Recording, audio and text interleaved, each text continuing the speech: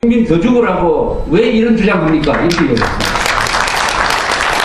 이걸로 다 된 거 아닙니까? 이 말 한마디로 남북 간의 진실을 정확하게 이야기한 거 아닙니까? 이게 무슨 저처럼 말을 뭐 밑에 서서 준비해서 한 이야기 아닙니까? 그 연세 드신 분이 아들이 죽은 데 대한 억하 심정을 이런 식으로 표현을 했어요. 이게 만약 이 나라를 움직이지 못하고 이 말이 이명박 대통령을 분노하게 만들지 못하고 그래서 추모 분위기 끝나고 나서 우리는 다시 일상으로 돌아가고 없었던 일로 여겨버린다면 대한민국은 희망이 없습니다. 그래서 그런 일이 일어나지 않도록 이것이 이제는 찬스다. 슬픔이라는 것은 슬픔으로 끝나면은 그것은 자학입니다. 자학. 건강에 안 좋습니다. 슬픔은 반드시 분노로 전환이 돼야 됩니다. 슬픈 다음에는 화가 나야 돼요. 슬픈 다음에는 화가 나고 화가 나면은 그게 엄청난 에너지를 발휘하게 되는 것입니다. 우리가 역사를 바꾼 것은 제일 처음엔 다 슬픔으로 왔어요. 그러나 그 슬픔을 받고 거기에 화가 나서 한 펀치 먹이는 과정을 통해서 우리가 위대한 역전극의 역사를 지금까지 만들어냈습니다. 6.25 남침을 당하고 우리가 때리는 과정에서 70만 강군을 만들고 한미동맹을 만들고 해가지고 지금 우리가 이렇게 서 있는 거 아닙니까? 우리가 이렇게 잘 나가고 있는 거는 6.25에 대한 복수에 우리가 성공을 했기 때문입니다.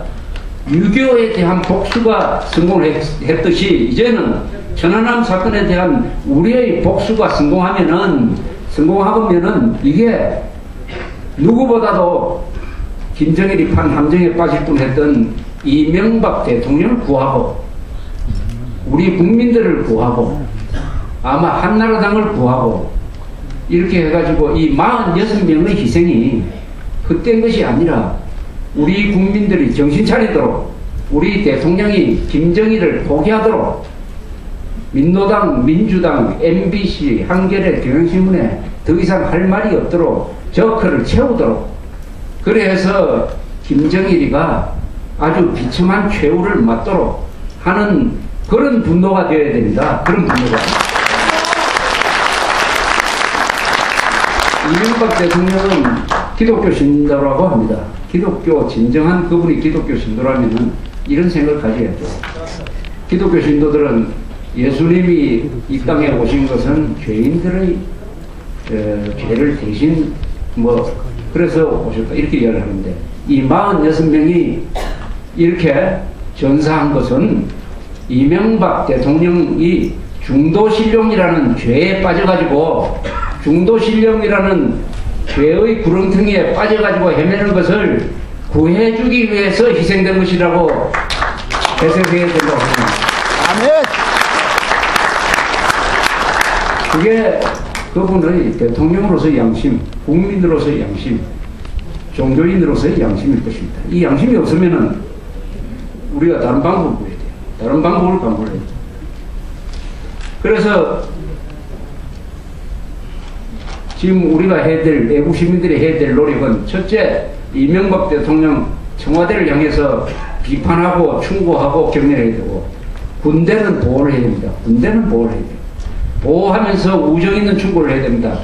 이제 제가 군대한테 붙인 별명이 3가지가 있어요. 하나는 아저씨 군대. 사병들이 이제는 자기들끼리 아저씨라고 부릅니다. 아저씨. 상병님, 병장님 이렇게 안 불러요. 아저씨 군대, 계급 없는 군대, 이 공산당 군대 아닙니까 이게? 이런 군대를 지난 10년 동안 만들었어요. 그 다음에 무슨 몽둥이 군대. 초병들이 메고 있는 거기에 실탄이 없어요. 실탄. 총기 사고 난다고 실탄을 지급하지 않습니다. 그리고 평택 미군기지 이전 그때 난동을 부리는 무장한 좌익들을 진압을 하라고 군대를 보내면서 방패 달랑 들고 보낸 거 아시죠? 그래서 텔레비전 보면은 무장한 좌익들이 비무장한 군인들을 패는 것을 보셨죠? 몽둥이 군대. 그 다음에 최근에 밝혀진 게 뭡니까? 핸드폰 군대예요. 아니 작전 중인 배에서 핸드폰 들고 저거 애인하고 가족하고 전화하는 이런 군대가 어디 있습니까? 이거? 그게 왜 이렇게 되느냐. 왜 이렇게 되냐. 좌파정부 10년 동안에 군대에서도 민주화가 이루어졌다. 군대의 민주화입니다, 이게. 아니, 민주화를 해야 될 게 따로 있지. 어떻게 군대를 민주화를 합니까? 군대는 독재죠, 독재. 명령입니다. 군대는 독재를 가야, 독재로 가야 돼요. 문화는 민주적일 수 있지만은 작전은 독재적으로 하는 거지. 그러면은 명령을 내릴 때 투표를 해가지고 명령을 내립니까? 싸울 거냐, 안 싸울 거냐. 장교 군인들 다 투표해가지고 한참 뒤에 싸우기로 결의하고 나가면은 어떻게 됩니까? 이게 10년 동안에 이거 바로 잡아야 됩니다. 이거 바로 잡고 장교들이 오늘날 왜 이렇게 더구나 이 젊은 철없는 사이비 비슷한 과학도 모르는 이 기자들한테 절절매고 왜 면회시키는데 아픈 사람도 군복을 입고 나와야지 멀쩡한 사람까지 환자복을 입혀가지고 나와가지고 그건 뭐하는 짓입니까? 유태인 수용소에 있는 사람들처럼 만들어가지고 이런 거 반성을 하는 의미에서 그러나 지금 이 순간에는 군대라는 조직 자체는 우리가 맞아서 비틀거리는 피해자가 돼 있으니까 따뜻한 마음으로 돼야 돼. 반드시 군사문화를 건전한 군사문화를 복원시켜서 이 국군이 대한민국의 안전을 보장하는 기구입니다. 헌법으로부터 신성한 의무를 받았어요.